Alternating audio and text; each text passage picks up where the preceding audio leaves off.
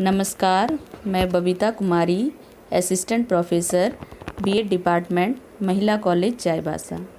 आज मैं जो टॉपिक लेकर आप लोग के समक्ष प्रस्तुत हुई हूँ वह है अदृश्य पाठ्यक्रम के तत्व, विशेषताएं एवं उदाहरण, hidden curriculum, components, characteristics and example. यह BEd semester 2 paper 8A knowledge and curriculum से लिया गया है। पिछले के वीडियो में हम लोगों ने अदृश्य पाठ्यक्रम के अर्थ एवं परिभाषाओं को जाना था और इस भाग में हम लोग उसके तत्व, विशेषताएं एवं उदाहरणों को देखेंगे। तो आइए शुरू करते हैं। जैसा कि हम सभी जानते हैं कि एक छिपी हुई पाठ्यचर्या ऐसी पाठ्यचर्या है जिसे एक स्कूल प्रणाली में अनौपचारिक रूप से पढ़ाया जाता है। इसमें व्यवहार, दृष्टिकोण एवं मनोदृष्टि आदि शामिल होते हैं जिन्हें छात्र विद्यालय में होने के दौरान ग्रहण करते हैं। विद्यालय का जो सामाजिक एवं भौतिक वातावरण होता है, नीतियाँ, परंपराएं, दिनचर्याएं, संबंध, व्यवहार इसके अंतर्गत शामिल होते हैं। विद्यालय की संस्कृति को भी हम लोग विद्यालय का छिपा हुआ पाठ्यक्रम कह सकते हैं। अदृश्य पाठ्यक्रम के तत्व, कंपोनेंट्स ऑफ हिडन करिकुलम। अदृश्य पाठ्यक्रम के कौन कौन से तत्व होते हैं? पहला है नियम एवं दिशा निर्देश। जैसा कि हम सभी जानते हैं कि प्रत्येक विद्यालय के कुछ रूल्स एवं रेगुलेशन होते हैं, गाइडलाइंस होती हैं, जिसके अकॉर्डिंग ही बच्चों को रहना पड़ता है और उनके अकॉर्डिंग ही उसे काम करना पड़ता है और इसके द्वारा बच्चे बहुत कुछ इससे सीख पाते हैं। दूसरा है नीति विकास एवं कार्यान्वयन, पॉलिसी डेवलपमेंट एंड इम्प्लीमेंटेशन। कौन कौन सी पॉलिसी डेवलप हुई है, कौन कौन से नीतियों का विकास हुआ है और उनका क्रियान्वयन, उनका इम्प्लीमेंटेशन किस हद तक हुआ है, इसका भी इफ़ेक्ट बच्चों के ऊपर प्रभाव पड़ता है। नेक्स्ट है संसाधन, रिसोर्सेज। विद्यालय में जितने भी संसाधन होते हैं उसका भी बच्चों के ऊपर नकारात्मक और सकारात्मक रूप से इफ़ेक्ट पड़ता है। संसाधन अगर अच्छे हैं तो बच्चों के ऊपर सकारात्मक प्रभाव पड़ता है और संसाधन में अगर कोई त्रुटियां हैं तो बच्चों के ऊपर इसका नकारात्मक प्रभाव पड़ता है। नेक्स्ट है छात्रों के बीच अंतर संबंध, पीयर इंटरेक्शन। छात्रों के मध्य किस प्रकार का संबंध होता है, छात्र छात्र के बीच में एक दूसरे का हेल्प वो करते हैं ना नहीं, किस तरह से वे काम करते हैं, उनमें कोऑपरेशन की भावना है ना नहीं, और एक दूसरे को किस तरह से वो किस दृष्टि से देखते हैं और इससे भी छात्र जो होते हैं एक दूसरे से भी बहुत कुछ उन्हें सीखने को मिलता है। नेक्स्ट है संकाय एवं कर्मचारियों के मध्य संबंध। विद्यालय में विभिन्न संकाय के जो टीचर हैं उनके साथ किस तरह का संबंध है, और भी बहुत सारे कर्मचारी जो काम करते हैं विद्यालय में उनका संबंध भी आपस में किस तरह से है, किस प्रकार वे रहते हैं, किस तरह से वे एक दूसरे, उसका भी इम्पैक्ट जो है बच्चों के ऊपर पड़ता है जब उन्हें वे देखते हैं। नेक्स्ट है भौतिक वातावरण, फिज़िकल इन्वायरमेंट। फिज़िकल इन्वायरमेंट का भी बच्चों के ऊपर बहुत प्रभाव पड़ता है। विद्यालय के बाहर का वातावरण, जैसे विद्यालय किस स्थिति में सेटअप है, अगर भीड़ भाड़ वाली जगह में स्थित है तो उस तरह का उसका इम्पैक्ट पड़ता है। विद्यालय के बाहर किस तरह की दुकानें लगी रहती है, किस तरह का वहाँ का वातावरण होता है, वो इम्पैक्ट बच्चों के ऊपर पड़ता है। विद्यालय के अंदर अगर हम देखें भौतिक वातावरण के अंतर्गत तो पानी की व्यवस्था कैसी है, बाथरूम स्वच्छ है ना नहीं है, ये सब बहुत सारी चीज़ें जो होती हैं भौतिक वातावरण के अंतर्गत आती हैं जो बच्चों के ऊपर अपना इफ़ेक्ट जो है छोड़ती है और बच्चे उसी के अकॉर्डिंग जो होते हैं जीवन में आगे सीखते हैं।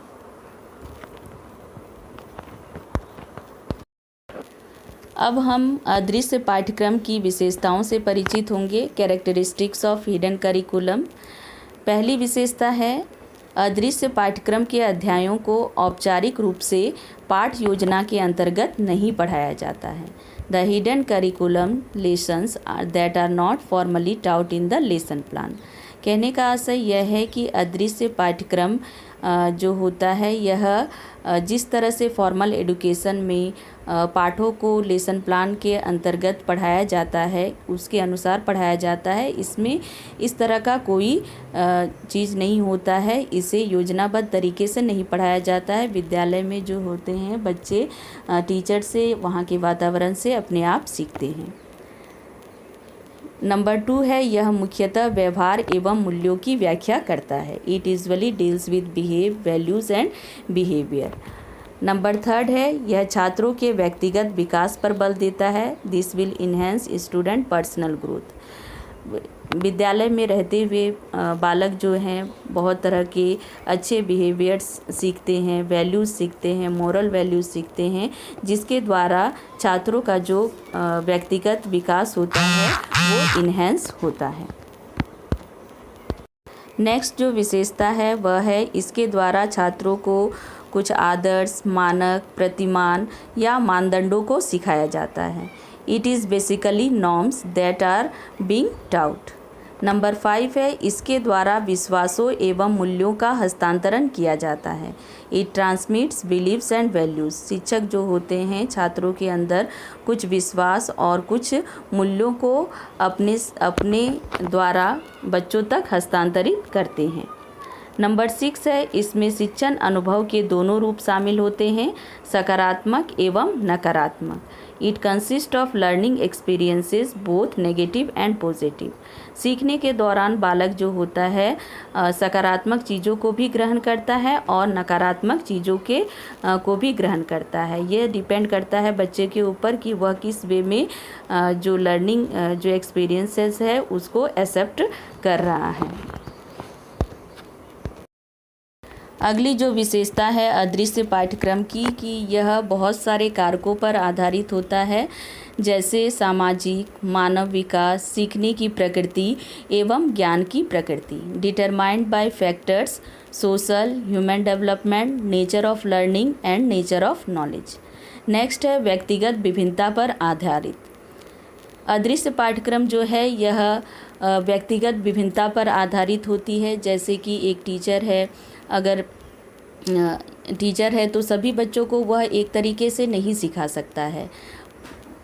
विद्यालय में जो होते हैं तेज बालक भी होते हैं और निम्न बुद्धि के बालक भी होते हैं, तो टीचर जो है उनके अनुसार ही उन्हें सिखाते हैं।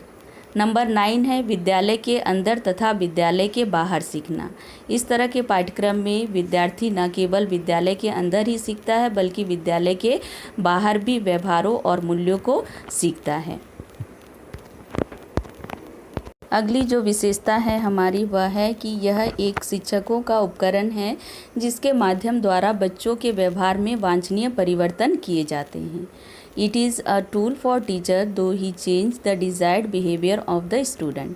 कहने का आशय यह है कि अदृश्य पाठ्यक्रम के द्वारा शिक्षक जो होता है वह बच्चों में अच्छे व्यवहार लाने की कोशिश करता है, मूल्यों को गढ़ने की कोशिश करता है ताकि बच्चे का जो व्यक्तित्व विकास हो सके।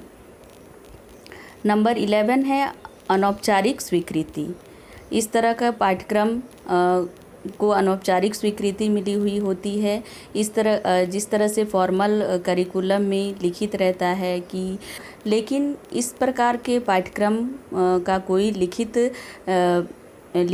व्याख्या नहीं होता है कि इन चीज़ों को बच्चों को सिखाना है। ये फॉर्मल एजुकेशन प्राप्त करने के दौरान ही बच्चों में कुछ व्यवहार, कुछ मूल्यों, कुछ संस्कारों, संस्कृति के बारे में बच्चों को सिखाया जाता है।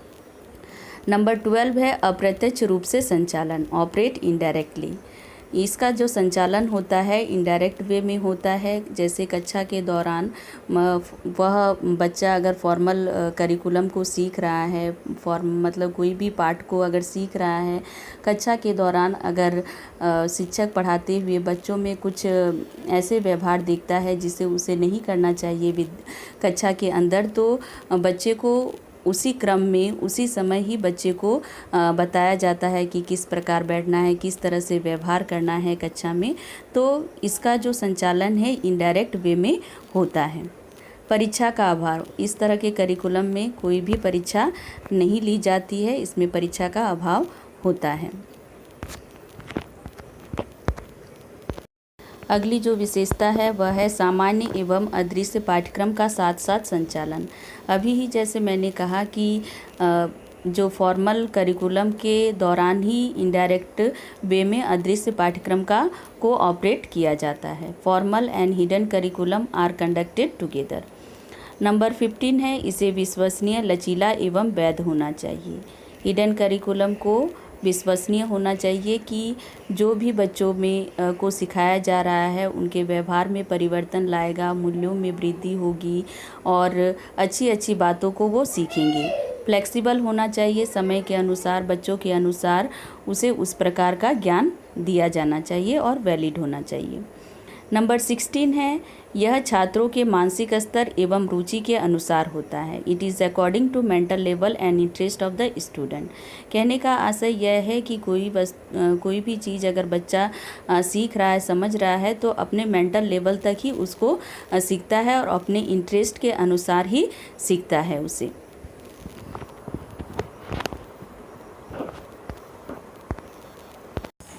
अब हम अप्रत्यक्ष पाठ्यक्रम के कुछ उदाहरणों से परिचित होंगे। जैसे कि पहला है raising your hands to speak. जब कभी हमें कुछ बोलना होता है तो हम अपने हाथों को खड़े कर देते हैं। दूसरा हमारा है not speaking while others are speaking. जब कोई दूसरे व्यक्ति बोल रहे होते हैं तो उस बीच में हम लोग नहीं बोलते हैं। दूसरों के प्रति हम लोग हमेशा आदर। फिर है दूसरों के साथ हम लोग काम कैसे करते हैं, how to work with others. Next है टर्निंग असाइनमेंट वाइल ड्यू। समय पे अपने असाइनमेंट को हम लोग जमा करते हैं। नेक्स्ट एग्जाम्पल हम लोग का है being time to class. Class जो होता है हम लोग समय पे जाते हैं। Bulletin board display should work. Bulletin boards में भी बहुत कुछ लिखे रहते हैं, उससे भी छात्र जो होते हैं छात्र उससे भी बहुत कुछ सीखते हैं। कोटेशन, प्रोवर्ब्स और sentence written in classroom effect the personal values and behaviours. बहुत सारे कोटेशंस, प्रोवर्ब्स, सेंटेंस क्लासरूम में लिखे जाते हैं, उससे भी बच्चों का जो व्यक्तिगत मूल्य होता है, उनके जो व्यवहार होते हैं उनका इफ़ेक्ट करता है, पॉजिटिव इफ़ेक्ट करता है। नेक्स्ट है drawing, graphics and pictures are design to help the student to remember the lessons और टॉपिक्स। बहुत लेसन जो होते हैं, टॉपिक्स जो होते हैं, उनको ग्राफिक्स द्वारा सिखाया जाता है, पिक्चर्स के माध्यम से सिखाया जाता है, तो इस तरह टॉपिक को अच्छी तरह से सीख पाते हैं। नेक्स्ट एग्जाम्पल हम लोग का है being time to class. Class जो होता है हम लोग समय पे जाते हैं। Bulletin board display should work. Bulletin boards में भी बहुत कुछ लिखे रहते हैं, उससे भी छात्र जो होते हैं छात्र उससे भी बहुत कुछ सीखते हैं। कोटेशन, प्रोवर्ब्स और sentence written in classroom effect the personal values and behaviours. बहुत सारे कोटेशंस, प्रोवर्ब्स, सेंटेंस क्लासरूम में लिखे जाते हैं, उससे भी बच्चों का जो व्यक्तिगत मूल्य होता है, उनके जो व्यवहार होते हैं उनका इफ़ेक्ट करता है, पॉजिटिव इफ़ेक्ट करता है। नेक्स्ट है drawing, graphics and pictures are design to help the student to remember the lessons और टॉपिक्स। बहुत लेसन जो होते हैं, टॉपिक्स जो होते हैं, उनको ग्राफिक्स द्वारा सिखाया जाता है, पिक्चर्स के माध्यम से सिखाया जाता है, तो इस तरह टॉपिक को अच्छी तरह से सीख पाते हैं।